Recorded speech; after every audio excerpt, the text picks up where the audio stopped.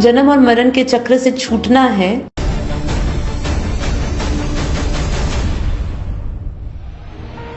तो विशेष रूप से हमारे जानना ये जरूरी है कि क्या हमारे सारे कार्मिक्स खत्म हो चुके हैं,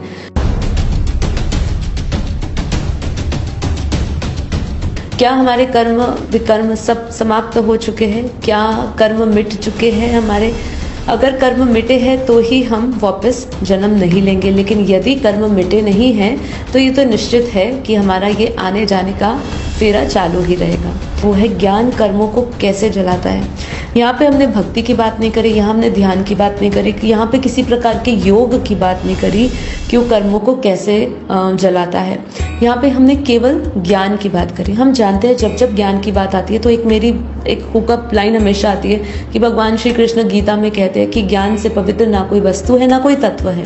मतलब ज्ञान सर्वश्रेष्ठ है, ज्ञानी आत्माएं मुझे अति प्रिय है, हमेशा ये बात की जाती है। मैंने जैसे शुरुआत में भी कहा कि इतने प्रकार के योग है।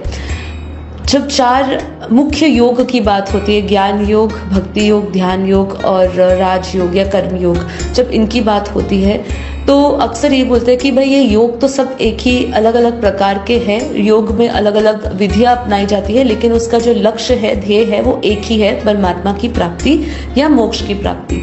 लेकिन एक चीज बहुत महत्वपूर्ण है जो इन सब चीजों में रह जाती है कि चाहे वो ध्यान हो, चाहे वो कर्म योग हो, चाहे वो भक्ति हो, ये तीनों प्रकार के योग हो या चाहे किसी और प्रकार का योग हो, उसका फाउंडेशन, उसकी नींव हमेशा ज्ञान होती है। यदि ज्ञान नहीं है तो कर्मयोगी जीवन नहीं जी सकते हो, अगर ज्ञान नहीं है तो ध्यान नहीं लगेगा, और अगर भक्ति भी अगर है, आप भक्ति करना भी चाहते हो, शुद्ध भक्ति मन से करना चाहते हो, तो परमात्मा की पहचान भी जरूरी है। बिना परमात्मा को पहचाने, बिना ये जाने कि मेरा रचयिता कौन है, उस रचना रचयिता का संबंध कैसे स्थापित होगा जब तक आप अपने रचयिता को पूर्ण रूप से उसके स्वरूप को नहीं जानोगे। चाहे वो निर्गुण हो, चाहे वो सगुण रूप हो, पर जब तक परमात्मा के स्वरूप का ज्ञान नहीं होगा तब तक परमात्मा का या आत्मा और परमात्मा का या रचना और रचयिता का, क्योंकि यहाँ पे हम भक्ति योग कह रहे हैं, तो भगवान और भगवत जो भगवान है या जो भक्त है उसका संबंध कैसे स्थापित होगा।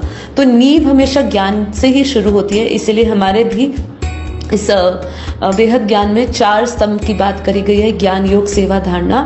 इस पे हमारी एक पूरी प्लेलिस्ट है जिसमें हमने 4 या 5 एपिसोड शायद लिए, ज्ञान योग सेवा धारणा। एक प्लेलिस्ट भी बनी हुई है जिसको आपको अवश्य देखना चाहिए।